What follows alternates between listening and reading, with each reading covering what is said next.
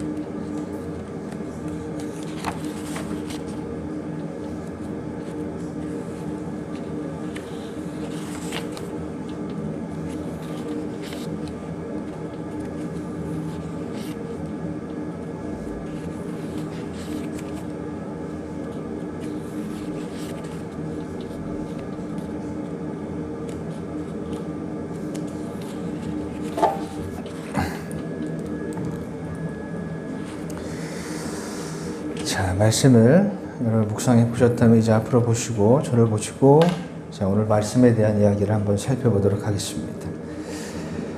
지금 현재 우리 사회를 매우 뜨겁게 달고 있는 한 이슈가 하나 있습니다. 넷플릭스라는 그 인터넷이라고 해야 되나? 이걸 뭐라고 표현해야 되나요? OTT 회사라고 표현해야 되나요? 넷플릭스라는 이 방송국에서 방영하고 있는 한 다큐멘터리가 있는데 제목이 나는 신이다. 신이 버린 사람들이라는 제목의 다큐멘터리입니다. 자, 이제 이 다큐멘터리는 자칭 자신을 새로운 구원자, 새로운 메시아라고 주장하는 사람들이 인해서 그 사람들이 많은 사람들을 호도하고 있는 사이비 교주들의 그런 이야기를 한 8편으로 방영을 하고 있습니다. 이런 이야기를 들으면 참 안타깝습니다. 예수님께서 이 거짓 메시아, 거짓 이 구원자에 대한 경고의 말씀을 이미 하셨음에도 불구하고, 성경에 기록되어 있음에도 불구하고 여전히 많은 사람들이 이 거짓 복음에 속고 거짓 말씀에 미혹을 당하고 있습니다. 마태복음 24장 23절에서 25절까지의 말씀을 보시면 예수님께서 분명히 경고하고 계세요. 그때 사람이 너에게 말하되 보라 그리스도가 여기 있다 혹은 저기 있다 하여도 믿지 말라. 거짓 그리스도들과 거짓 선지자들이 일어나 큰 표적과 기사를 보여 할 수만 있으면 택한 자들도 미혹하리라. 보라 내가 너희에게 미리 말하노라. 아멘. 미리 경고를 하고 계시죠.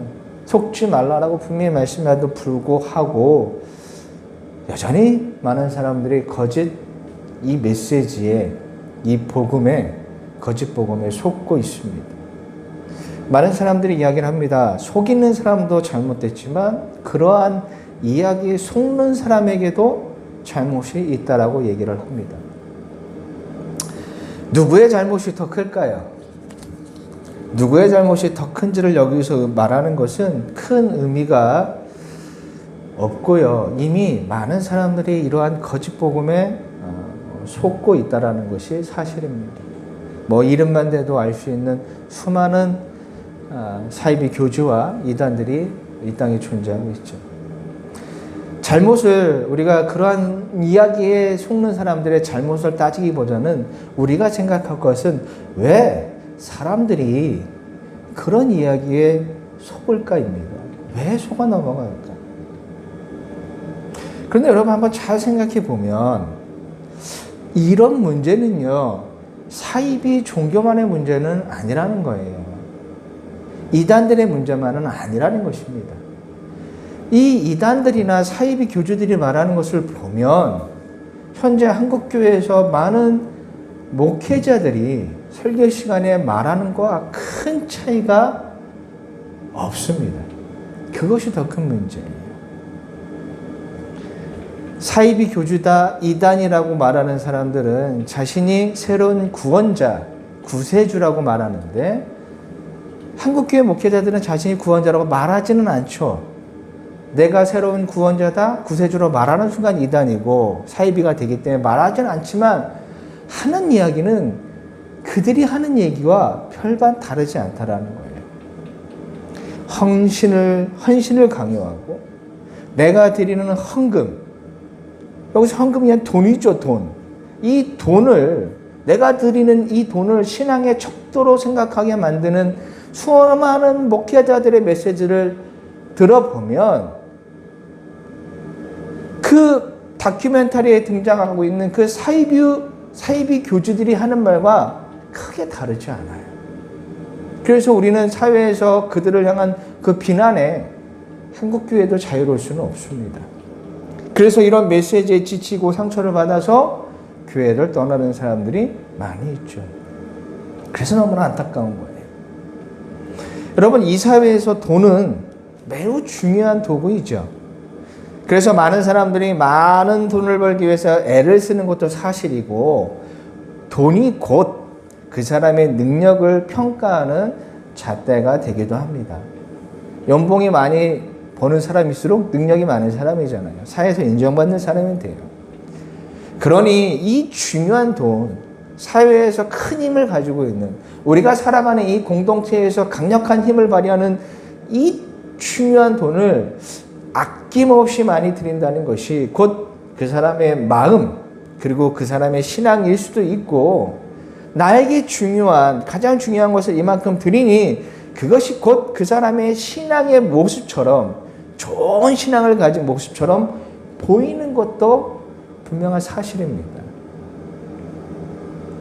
왜냐하면 우리가 믿음을 통해서 구원을 얻었다고 말은 하는데 실질적으로 이 구원이 도대체 뭔지 모르고 겉으로 보이는 것이 아니다 보니 그러한 겉으로 보이는 그 모습이 좋은 신앙처럼 보이는 것처럼 보이는 것도 사실이에요. 그러다 보니 그런 행위가 곧 신앙, 좋은 신앙이라는 그들의 메시지에 사람들이 잘 속아 넘어가는 거예요. 강한 힘, 강한 능력, 성공을 얻고자 하는 사람들의 이 바람이, 사람들의 그 바람이 없어지지 않는 한 사람들은 이러한 거짓 이야기에 계속해서 속아 넘어갈 거예요.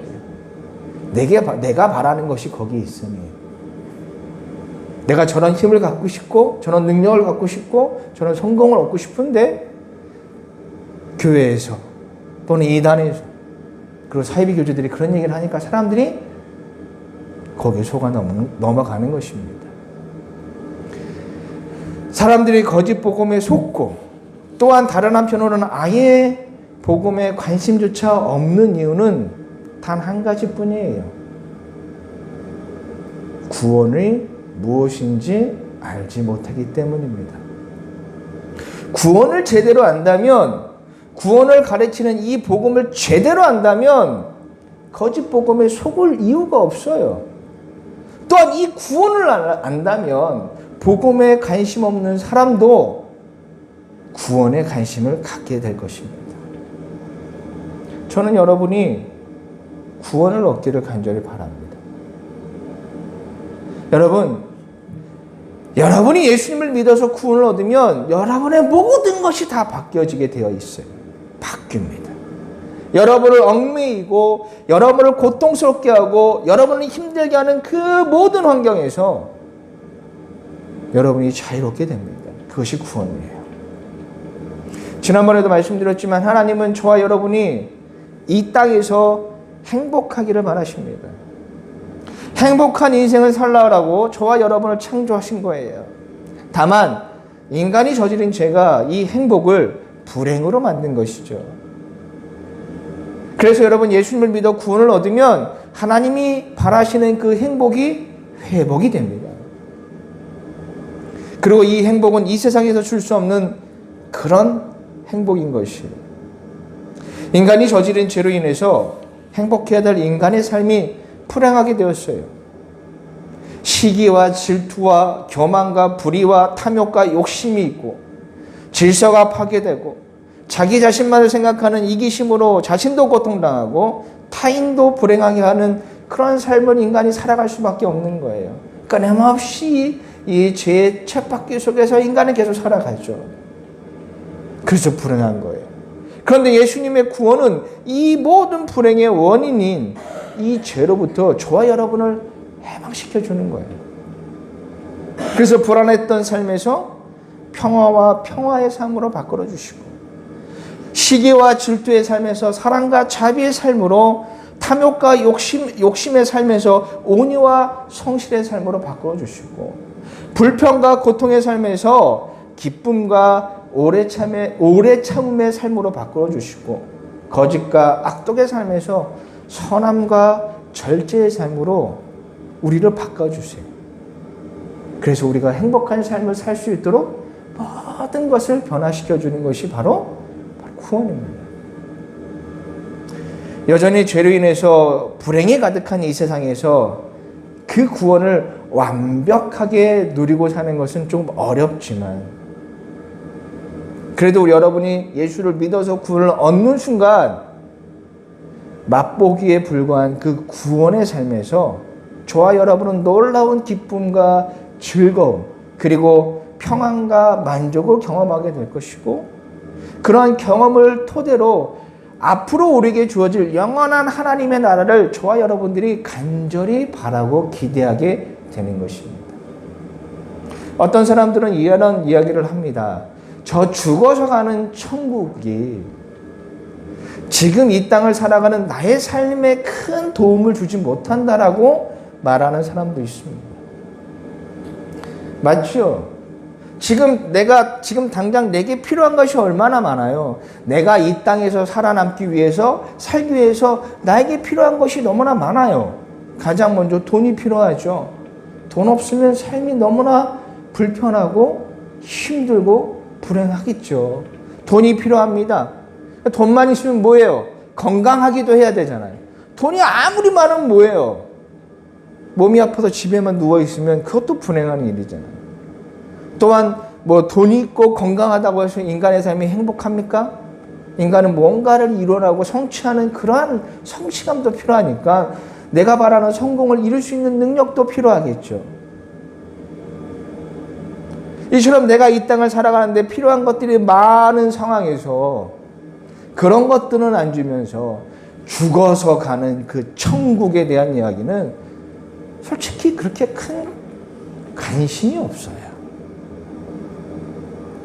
지금 당장 이 땅에서 살아가기 위해서, 살아남기 위해서 필요한 것이 얼마나 많은데 죽어서 가는 그 천국의 이야기는 그냥 먼 나라의 이야기처럼 들릴 수밖에 없는 것이죠. 여러분, 천국은 우리가 죽어서 가는 곳이 맞습니다. 하지만 여러분이 예수님을 위해서 구원을 얻으면 이 땅에서도 그 천국을 분명하게 경험할 수 있습니다. 우리가 예수님을 믿어 구원을 얻으면 우리는 천국의 백성으로 이 땅을 살아가게 됩니다. 그리고 그 천국, 이 땅에서 경험하게 된 그 천국은 분명 맛배기에 불과할 수 있어요. 하지만 맛보기에 불과한 천국임에도 불구하고 그 천국에서 놀라운 은혜를 경험하기 때문에 앞으로 우리에게 주어질 영원한 천국을 그 사람은, 구원받은 사람은 기대하고 바라게 되는 것입니다. 이 땅에서 경험한 천국이 이렇게도 놀라운데 내게 약속된 그 영원한 천국은 얼마나 좋을까 기대되고 간절히 바라게 되는 것이죠. 하지만 이 천국, 이 은혜를 모르니까 자꾸 거짓 복음에 속아 넘어가는 거예요. 이 복음을 알면, 이 구원의 은혜를 알면 사이비 교주들이 아무리 뭐 좋은 얘기를 한다 할지라도 속아 넘어가지 않습니다. 물질의 성공이 하나님의 은혜라고 선포하는 그런 거짓 이야기에 속아 넘어갈 이유가 없는 거예요. 그런데 문제는 교회를 오랫동안 다녀도 이 은혜를 모르기 때문에 속는 겁니다. 예수님을 알고 복음을 알고 믿음을 알고 천국을 알지만 그 모든 것들이 그냥 지식으로만 남아있을 뿐 실제로는 그것이 무엇인지 제대로 알지 못하니까 자꾸 엉뚱한 이야기에 많은 사람들이 속아 넘어가는 것입니다. 구원과 천국을 제대로 알지 못하니까 그것을 바라지 못하는 거예요. 구원을 제대로 알면, 천국을 제대로 알면 그 사람은 그것을 간절히 바라게 될 거예요.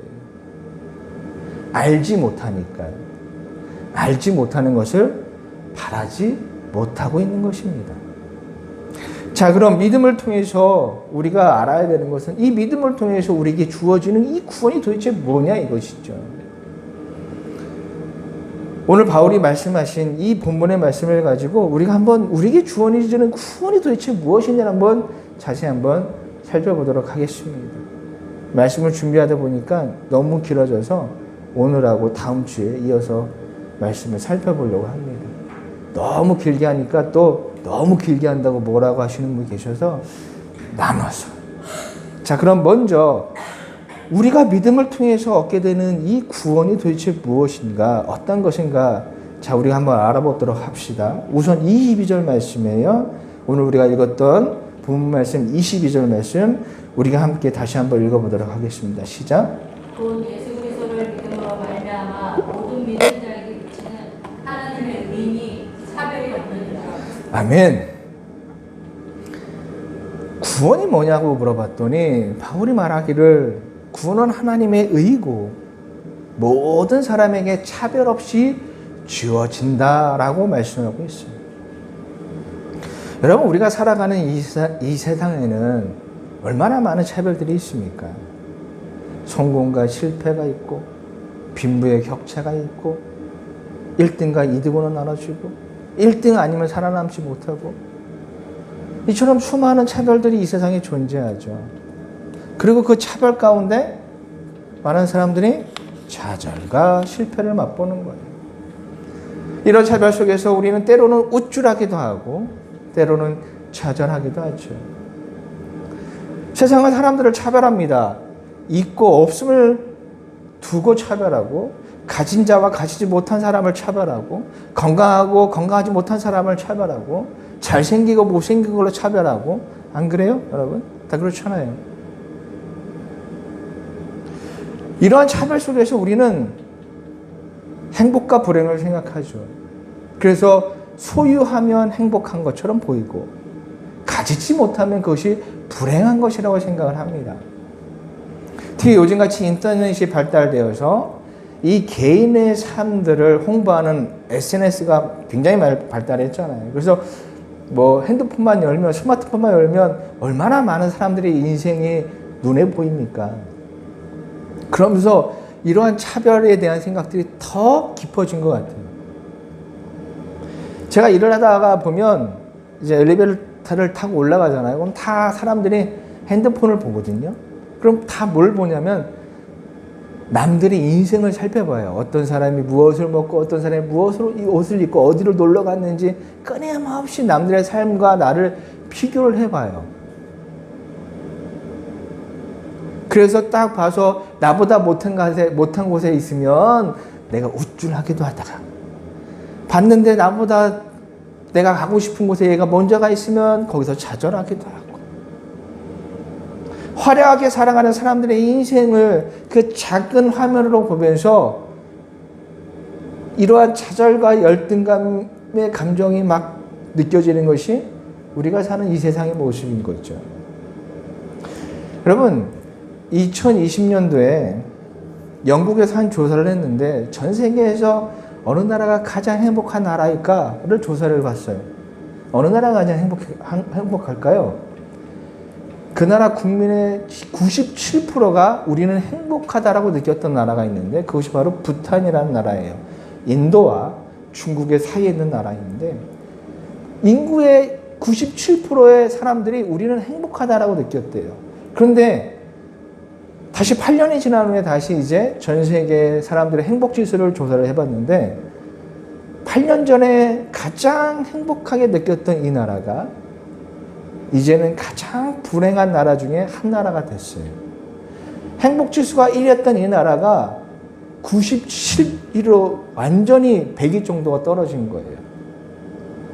그 이유를 생각해 보니까 행복하다고 말했던 그들이 갑자기 불행하다고 생각하던 이유는 제가 좀 전에 말했던 것처럼 SNS의 발달로 인해서 이들이 자기들의 삶뿐만 아니라 다른 나라의 삶들을 하나둘씩 보기 시작하면서, 야, 나는 이렇게 살아가는데 쟤네들은 너무나 화려하게 살아가거든. 삶의 수준의 이 차이들을 보기 시작하면서 자신들의 없음을 보고 불행하게 느꼈다라는 거예요. 맞죠? 그것이 지금 우리가 살아가는 세상의 모습입니다. 부정할 수 없습니다. 그런데 여러분, 이러한 세상의 모습을 많은 사람들이 그대로 신앙에 가져와서 구원에도 이런 차별이 있는 것처럼 이야기하고 있어요. 이게 문제입니다. 그리고 그렇게 믿어요. 제가 말씀을 시작하면서 그 넷플릭스에서 방영하고 있는 다큐멘터리를 소개해 드렸잖아요. 제가 고민을 했습니다. 말씀을 준비하면서 과연 내가 이 이야기를 할 필요가 있을까? 굳이 이런 얘기를 하지 않아도 되겠지만, 그래도 여러분의 이해를 돕기 위해서 쓸모없는, 쓸데없는 그들의 주장, 잘못된 거짓 복음을 잠시 여러분 소개해 드리면 솔직히 쓸데는 없어요. 그런데 오늘의 말씀에 대한 것을 이해를 돕기 위해서 말씀을 드리는 겁니다. 어떤 사이비 교주가 이제 자기만의 천국 교리를 설파를 해요. 이 사람이 말하기를 천국은 5단계로 나누어졌다고 얘기합니다. 5단계, 4단계, 3단계, 2단계, 1단계로 천국이 나눠져 있고, 맨 밑에 있는 5단계는 가장 밑에 있는 천국이고, 맨 꼭대기에 있는 1단계는 가장 위에 있는 천국인데, 참 이런 말하는 것 자체부터 제가 너무나 한심스러운데. 그래도 사람들이 무엇에 미혹을 당하고 있는지를 알려면 우리가 살펴봐야겠죠. 그래서 이 맨 밑에 있는 5단계, 천국 중에 맨 밑에 있는 이 5단계는 풀밭 천국이래요. 풀밭. 풀밭만 있는 거야. 풀밭만. 그래서 믿음이 있어서 들어가긴 했는데 그 사람이 이 땅을 살아가면서 드렸다는 그 헌신이 너무나 부족하니까 풀밭 천국에 영원히 사는 거예요. 거긴 아무것도 없어. 그냥 풀밭만 있는 거예요. 자, 근데 그 사람들보다 좀 더 헌신한 사람은 4단계 천국에 들어가게 되는데 그 4단계 천국은 아파트가 있대요. 아파트. 여러분 좋아하잖아요. 아파트 딱. 그러면 이제 3단계는 뭐예요? 3단계는 단독주택이 있대요. 그리고 2단계는 단독주택보다 더 좋은 성이 있대요. 성. 그 2단계 천국에 들어가는 사람은 영원히 천국 성에서 사는 거예요. 그럼 마지막 1단계. 1단계는 어떤 곳이냐? 새로운 예루살렘. 하나님이 머무시는 곳. 그곳에서 1단계의 사람들은 하나님과 영원히 함께 사는 거예요. 왜요? 혹해요? 사람들로 하여금 구원에도 이런 차별이 있는 것처럼 얘기해요. 그러면서 그들의 헌신을 이끌어내는데 여기서 헌신은 그냥 돈입니다. 돈. 각종 이름을 붙인 헌금 봉투를 성도들에게 내밀어요. 그리고 그 봉투에는 다 이름이 있습니다. 성도들의 이름이 적혀 있어요. 만약에 저에게 주면 정재훈이라는 이름을 딱 헌금 봉투에 적어서 앞으로 네가 내야 될 헌금이라고 봉투를 주는 거예요. 근데 주는 그 봉투가 하나만 있는 게 아니에요. 종류가 많습니다. 우선 가장 기본적인 주일 예배 헌금이 있죠. 그 다음에 11조 헌금이 있죠. 건축 헌금이 있죠. 적장 헌금이 있죠. 생일 감사 헌금이 있죠. 대학에 들어가면 대학 입학 감사 헌금이 있죠. 취업에 성공하면 취업 감사 헌금이 있죠. 그럼 여러분 이걸 끝입니까? 아니에요. 작정 헌금에도 종류가 있습니다. 1,000번째 헌금이 있고 100일 작정 헌금이 있고 500일 작정 헌금이 있습니다. 여러분 이게 뭔지 아세요? 1,000번째 헌금이라는 건 1000일 동안 내가 매일 헌금을 드리는 거예요. 그럼 내가 집에 가서 헌금 봉투를 가지고 매일매일 내가 작정한 10,000원이든 5,000원이든 1,000원이든 매일매일 그 헌금 봉투를 에다가 넣었다가 일주일 다 모아서 일주일에 한 번 예배하는 그 시간에 그걸 내는 거예요. 그럼 어떻게 합니까? 목사님이 그걸 딱 받아갖고 야, 이 사람 7일치 도장을 탁탁탁 찍어주죠. 이 사람이 며칠 이걸 작정을 했는지. 여러분 이거 보면 생각나는 게 없어요? 일수죠, 일수. 일수 사람들은 돈 빌리면 맨날 일수 찍잖아요. 그럼 똑같은 거예요. 근데 여러분 이런 이야기가 이런 사이비 교주만 하는 이야기입니까? 아니잖아요. 여러분들이 다녔던 그 수많은 교회에서 겪어본 일 아닙니까? 여러분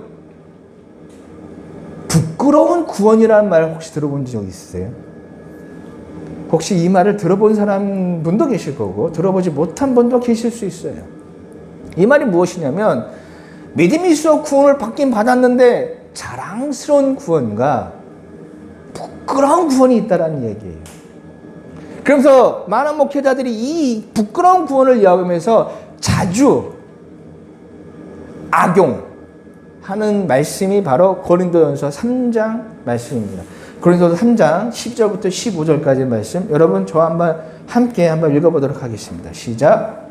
만일 누구든지 금이나 은이나 보석이나 나무나 풀이나 집으로 이 터 위에 세우면 각 사람의 공적이 나타날 터인데 그날이 공적이 밝히니 이는 불로 나타내고 그들이 각 사람의 공적이 어떠한 것을 시험할 것입니다. 만일 누구든지 그 위에 세운 공적이 그대로 있으면 상을 받고 누구든지 그 공적이 불타면 해를 받으리니 그러나 자신은 구원을 받되 불 가운데서도 받은 것 같으니라. 아멘 하기도 좀 그렇죠. 그러면서 사람들이 상급을 얘기합니다. 어떤 사람은 이 땅에서 많은 공적을 쌓아서 하늘나라 딱 들어갔더니 금메달을 받았대요. 근데 너는 그 헌신이 너무 부족하니까 너는 동메달, 금은동 그것도 그럼 괜찮아. 근데 너는 별로 안 세웠으니까 너는 그냥 기념 메달만 받는다는 거예요. 그러면 부끄럽다는 얘기죠. 야, 남들은 다 금메달을 받는데 내가 기념 메달만 받으면 얼마나 부끄럽겠냐라고 하면서 헌신을 강요하죠. 이처럼 많은 목회자들이요, 으뜸이 되고자 하는 사람들의 심리를 이용하고 성도 간의 경쟁을 유발시키고 때로는 사람들의 그 여린 마음을 건드려서 감정을 이용하기도 합니다. 저도 한때 이런 으뜸이 되고자 하는 그런 마음 가운데 경쟁심으로 신앙생활을 한 적이 있었고 감정에 휘둘려서 신앙생활을 한 적이 있었습니다. 오히려 제가 지금 올해 이제 49인데 아마 제가 모태신앙에서 이제 태어나부터 교회를 다니고 아마 거의 40년 가까이 이렇게 신앙생활 했던 것으로 제가 생각해보면 그렇게 한 것 같아요. 그래서 제가 개인적인 얘기를 하나 드리면 참 우스운 얘기인데 사이비 종교에 빠진 사람들과 솔직히 크게 다르진 않아요. 제가 제 아내와 이 이야기를 주중에 하면서 제 아내가 그러더라고요. 속이는 놈도 나쁜 놈이지만 속는 놈도 나쁜 놈이에요. 그럼 제가 나쁜 사람이었던 거였을까 싶어요. 왜냐면 저도 그렇게 속고 살아왔거든요. 제가 고등학교 시절이었던 이 8, 90년대에는 중고등학교 시절이었던 8, 90년대에는 한국교회에 부흥회가 참 많았습니다. 봄에 한번 하고 가을에 한번 하고 아무튼 부흥회가 막 붐을 이뤘어요. 이 부흥회를 하면 요즘에는 뭐 사람들이 뭐 바쁘고 뭐 각자 직장에서 뭐 이렇게 집회 한번 하면 저녁이만 하잖아요. 이때는 그렇지 않아요. 이때는 아침, 점심, 저녁. 보통 한 5번 하죠. 새벽, 아침, 그 다음에 점심 먹고 오전, 그 다음에 한 4번, 5번 하는 것 같아요. 그러면 이제 부흥회를 하면 막 찬양을 처음에 막 부르죠. 막 열성적으로 막 30분, 1시간. 여러분 뭐 가끔 영화에서 보시면 그런 광신도 같은 사람들의 모습이 바로 그때 모습에 박수치고 막 찬양하고 그리고 막 뜨겁게 기도하고 말씀으로 막 듣고 이런 보통 집회들이 보통 한 최소 2시간 이상을 합니다. 그래서 사람들이 꽉꽉 찼어요. 이렇게 많은 부흥회가 있었던 시절이에요. 그리고 그 당시에는 이런 막 부흥회가 있으면서 막 부흥회 막 이제 붐이 일어날 때 성전 건축의 붐이 일어났던 시절이었어요. 그런데 다들 성전을 예배당을 건축하려면 돈이 없으니까 다 대출을 받죠. 그러니까 교회들이 다 몇 억씩의 비득들을 가지고 있었던 그런 시절이었습니다. 그럼 이제 부흥회를 하잖아요. 제가 이제 그때 얘기를 하려고 하는데 이제 부흥회를 하면 마지막 날 이제 부흥회를 합니다. 그러면 부흥회 마지막 때 되면 막 한 3일 정도 하니까 막 최고조로 막 분위기가 막 뜨거 오를 때입니다. 그러면 이제 부흥 강사는 아주 그냥 이 강력한 이 카리스마 있는 목소리로 막 말씀을 선포하고 막 찬양을 하고 사람들하고 통성으로 막 기도하게 만들어서 막 이 분위기가 막 거기서는 야 지금 생각해보면 다 그냥 미친 사람처럼 보이는데 막 그렇게 분위기를 띄웁니다. 그러면서 이제 본격적인 얘기를 하기 시작하죠. 당신들이 다니는 이 교회 지금 빚이 몇 억인지 아시냐고. 근데 이 교회는 하나님의 집이고 우리 아버지 집인데 어떻게 우리 아버지가 은행 월세로 살아가게 만드냐. 성도들에게 죄책감을 심어주죠. 야, 이건 진정한 불효다 이거예요. 온전한 성도라면 교회 건축, 아버지 집을 완전히 제대로 짓는 것이 우선이니 온전한 신앙을 가진 사람이라면 자신의 빚을 내서 성전을 건축해야 된다는 거예요. 그리고 구약 성경에 보면 나와 있잖아요. 또 유대인들이 70년 만에 포로 생활하다고 돌아왔던 유대인들이 빚을 내서 성전을 건축한 이야기를 하면서 자 우리 모두 온전한 성도라면 빚 갚는데 앞장섭시다 라고 얘기를 해요. 그러면서 하는 얘기가 지금 당장은 돈이 없으니 10년 동안 작정을 해서 헌금을 하면서 분할로 헌금을 하라는 거예요. 참 할부 서비스죠. 그러니까 지금 어떻게 하냐면 헌금은 믿음의 분량대로 하자고 하면서 바로 이야기를 하지 않고 먼저 기도를 시킵니다. 막 그냥 슬픈 음악을 틀어놓고 사람들하고 막 10분, 20분 기도를 시켜요. 그러면 사람들이 막 주여 삼창을 부르짖으며 눈물로 막 기도를 하면서 막 감정이 막 최고조를 이뤘을 때 이때 부흥강사 하는 얘기가 자 다들 눈을 감으세요. 자 그러면서 이제부터 제가 하는 일을 잘 들으십시오. 여러분이 기도하시고 마음의 믿음의 분량대로 이제 하시면 됩니다. 그럼 우선 1,000만 원 손 들어보세요. 다 눈을 감고 있어요. 1,000만 원 손 들고. 자, 그러면 그때 부흥 강사 하는 얘기가 옆에 있는 담임 목사한테 야 빨리 적으라는 거예요. 누가 1,000만 원짜리 손 들었는지. 그 다음에 이제 500만 원, 그 다음에 300만 원, 100만 원, 50만 원, 10만 원 이렇게 순서대로 딱 손을 내게 하고 담임 목회자에게는 그 각 헌금에 속한 사람들의 이름을 적게 합니다. 제가 기억하기에는 그때 모인 헌금, 작정한 헌금이 거의 10억 가까이가 되는데 그 당시에 저희 교회 제가 다녔던 교회 빚을 갖고도 남는 액수였어요. 그럼 제가 왜 이런 얘기를 하냐? 제가 그때 고등학생이었는데, 자, 앞을 보세요. 왜 다들 핸드폰, 뭘 보고 있는 거야? 사람도 별로 없는데 나를 봐라. 근데 그때 제가 고등학생이었는데, 막 기도하다 보니까 감정이 폭발하잖아요. 눈물이 나고. 그래서 이게 신앙인 줄 알았어. 그래서 내가 1,000만 원에 손을 들었습니다. 근데 이제 나는 뭔가를 해냈다고 생각을 했죠. 그러고 나서 집에 왔는데 우리 아버지가 어떻게 알았는지 나를 찾더니 갑자기 막 나에게 혼내는 거예요.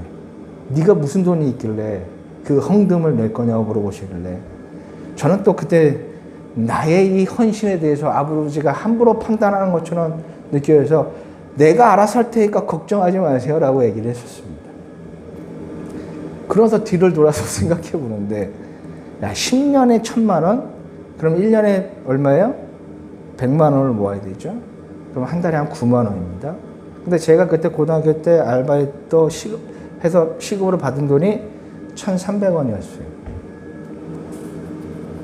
매우 큰 돈이죠. 그래서 냈느냐? 고등학생이 무슨 돈이 있습니까? 당연히 못 냈죠. 근데 그날이 있었던 그 감정들이 다 사라지고 남은 건 이제 나에게 남은 1,000만 원의 빚이에요. 이건 헌금이 아니라 갚아야 되는 그런 빚이 되고 만 거예요.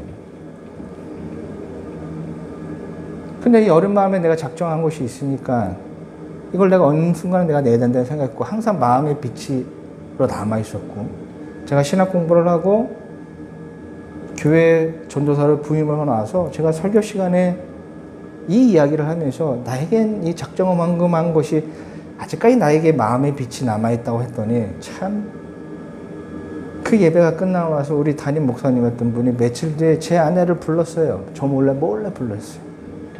제가 그때는 경제 활동을 전혀 하지 않았기 때문에 회사를 다니는 제 아내를 불러서 하는 말이 전도사님이 했던 그 학생 때 작정헌금을 우리 교회에 하라는 이야기를 들었다고 나중에 제 아내가 저한테 얘기를 했습니다. 그래서 결과적으로 헌금을 냈느냐? 아니요, 저는 안 했습니다. 저에게 항상 마음의 빛이 있었는데 나중에 제가 대학원을 들어가서 교수님과 이런저런 얘기를 하면서 이야기를 했더니 그 교수님께서 웃으시면서 저에게 하시는 말씀이 그러니까 성경을 똑바로 읽으라고 내가 하지 않았냐. 성경에는 미성년자가 작정을 했을 때는 그 부모가 동의하지 않으면 그 효력이 없다라는 것이 성경에 기록되어 있다는 거예요. 야, 그래서 내가 마음의 평화를 얻었어요.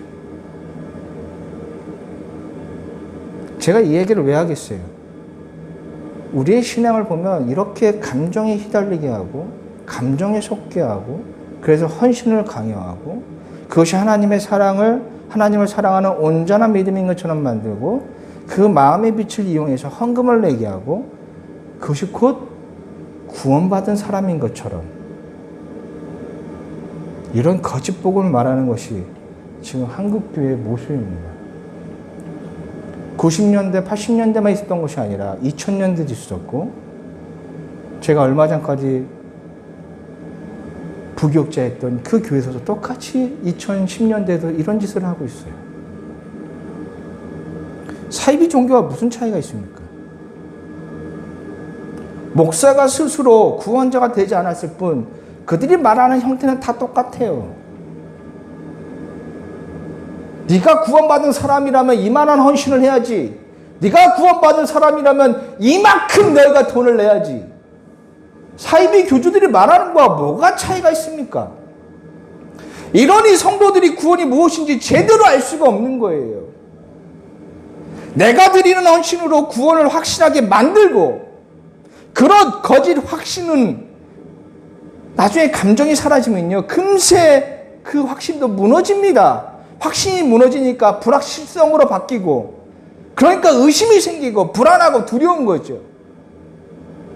그럼 어떻게 해야 돼요? 이 불안함을 해소하기 위해서는 더 해야 되는 거예요. 이러한 불안과 불확신과 의심을 없애기 위해서 자신의 몸을, 자신의 인생을 피곤하게 하면서까지 더 헌신에 매달리게 만듭니다. 1,000만 원 했어? 그럼 나중에 2,000만 원 해야지. 더 많이 드려야 할 것 같고, 더 기도해야 할 것, 더 많은 예배에 참석해야 할 것 같아요. 하나님께 우리가 헌신을 드리는 거 좋죠. 근데 내가 정말 기쁜 마음으로 하는 게 아니라 그냥 불안하니까 하는 거예요. 평안함이 없으니까 그 불안한 마음을 내 노력으로 해결하기 위해서 많은 성도들이 그렇게 신앙생활을 하고 있어요. 그러면서 그것이 구원이라고 착각하고 있어요.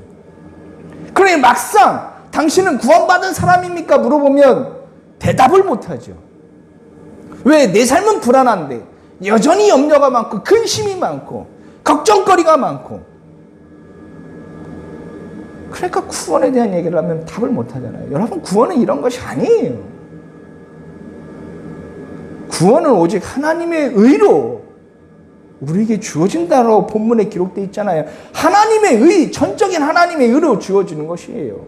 우리의 어떤 노력으로, 우리의 어떤 공적으로 이 구원을 쌓는 게 아니에요. 구원을 만들어내는 것이 아닙니다. 그렇기 때문에 그분의 구원은 차별이 없어요. 차별이 있을 수가 없습니다. 열심히 신앙생활 했다고 해서 더 나은 구원이 주어지는 것이 아니에요. 구원은 오직 예수 그리스도를 믿는 믿음을 통해서 저와 여러분에게 주어지고, 구원을 믿는 모든 사람에게 그냥 동일한 방식으로 주어지고, 동일한 은혜로, 동일한 모습으로 우리에게 나타납니다. 오늘 본문 말씀 24절 말씀 우리 한번 살펴보도록 하겠습니다. 24절 말씀 다시 한번 읽어볼게요. 시작. 함께 다시 시작.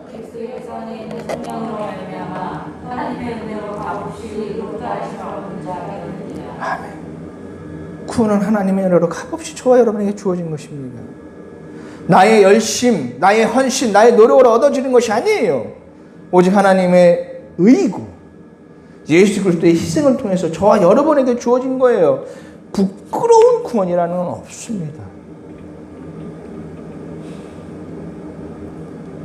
있으나 없으나 많으나 적으나 예배를 많이 드렸던 드리지 않았던 믿음의 연수가 길든 짧든 나의 교회의 그 직분, 내가 목사든 장로든 내가 집사든 뭐 권사든 아니면 내가 직분이 없는 그냥 일반 성도든 상관없이 구원은 믿음을 통해서 그냥 동일하게 모든 사람에게 동일하게 주어지는 하나님의 전적인 은혜입니다. 나의 헌신이 더 좋은 구원을 만들어내는 것이 아닌 거예요. 더 좋은 구원이 있다라는 그 말 자체가 성경에 위배되는 이야기입니다. 부끄러운 구원을 말하는 목회자들이 여전히 있다면 당신이 진짜 생각해 보세요. 내가 정말 구원받은 사람인지. 여러분, 구원이 우리를 이 땅에서 행복한 삶을 회복시켜 준다라고 제가 서두에서 이미 답을 말씀을 드렸습니다. 행복해야 될 우리의 삶이 죄로 인해서 불행해졌잖아요. 그리고 우리는 그 불행으로 인해서 우리는 계속해서 또 다른 죄를 짓고 또 다른 죄를 짓고 살아가잖아요. 그 죄가 뭐예요?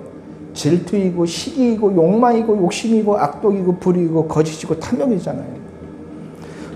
바울은 로마서 1장 29절에서 31절까지의 말씀을 통해서 이 죄가 무엇인지를 분명히 말씀하고 있습니다. 한번 읽어볼까요? 시작. 모든 불의, 추악, 탐욕, 악의가 가득한 자로, 신실히 살인, 분쟁, 사기, 악독이 가득한 자로, 수술하는 자로, 비방하는 자로, 하나님께 미워하시는 자여, 능욕하는 자여, 교만한 자여, 자랑하는 자여, 악을 도모하는 자여, 부모를 거역하는 자여, 오면한 자여, 배악하는 자여, 무정한 자여, 무자비한 자라. 행복해야 되는 우리의 삶이 이 죄들로 인해서 불행한 겁니다. 시기와 질투로 인해서 나의 삶과 남을 비교하여 스스로를 불행하게 만들고, 탐욕과 욕망으로 인해서 많은 것을 가졌음에도 불구하고 만족하지 못하고, 돈이 없음에 불행하고, 건강하지 못해서 불행하고, 못생겨서 불행하고, 성공하지 못해서 불행하고, 가진 것이 없어서 불행하고, 또한 가졌음에도 허전하고, 많은 것을 이루었음에도 공허하고, 계속해서 무언가를 이루고 채워야 한다는 그런 경쟁심에 계속해서 우리는 시달리고 있고,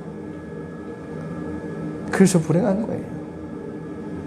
이 모든 불행, 죄로 인해서 불행한 우리의 삶을 예수 그리스도는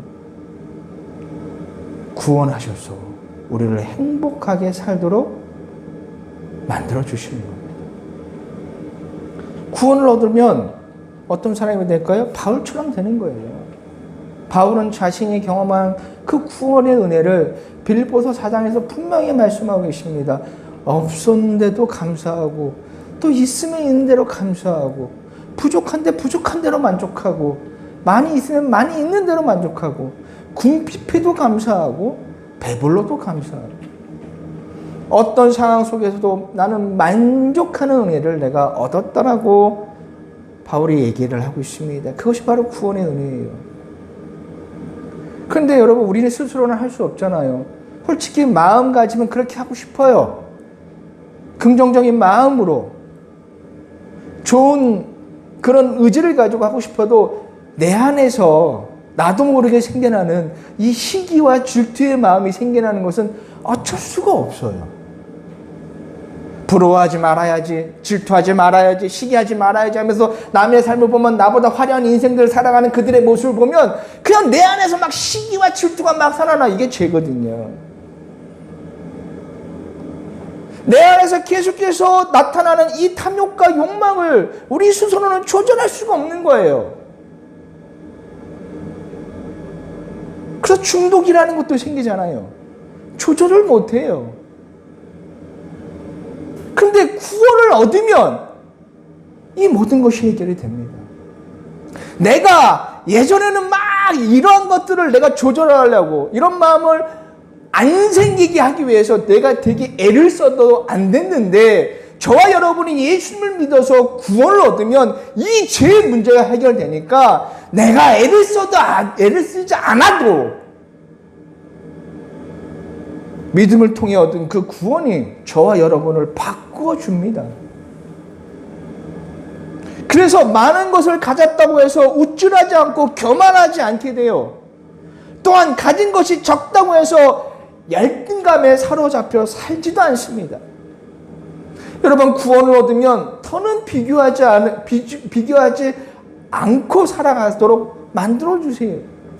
시기하거나 질투하지 않도록 우리를 살게 하시고, 탐욕과 욕망에 사로잡혀 후회하는 그런 삶을 살지 않도록 우리를 바꿔주시고, 화를 참지 못하고 분노에 휩싸여서 내 삶 자체가 무너지지 않도록 하나님께서 도와주시고, 스트레스 받는 그 인생에서 오래 참음과 인내를 통한 삶이 무엇인지를 알게 하시고, 그로 인해서 내 감정을 소비하여서 피곤한 인생을 살지 않도록 나를 도와주십니다.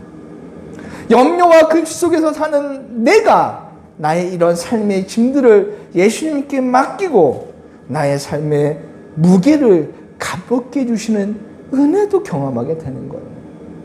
그래서 많은 것으로부터 속박당하고 살아가는 나의 고단한 삶을 자유롭게 하십니다. 그래서 진리가 너희를 자유롭게 한다라고 성경이 말씀하고 있는 거예요. 구원은 우리를 행복하게 줍니다.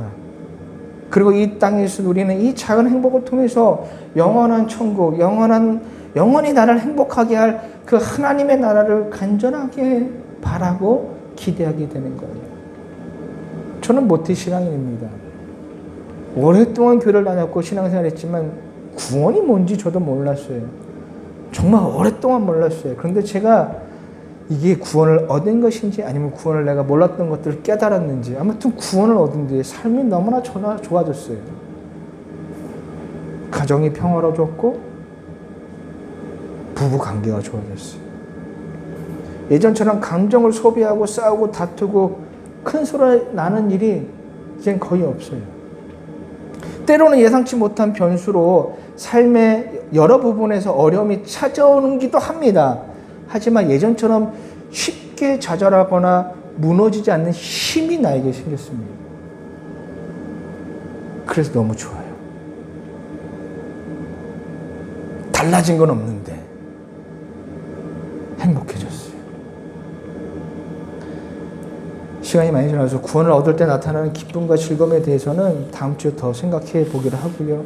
정말 중요한 건 저와 여러분이 구원을 얻으셔야 된다는 거예요. 예수님을 믿어서 구원을 얻으시길 바랍니다. 그러면 여러분의 삶이 바뀝니다. 그리고 구원은 성경 말씀에 기록되어 있어요. 다른 곳에 찾지 마세요. 구원은 성경 말씀에 기록되어 있습니다.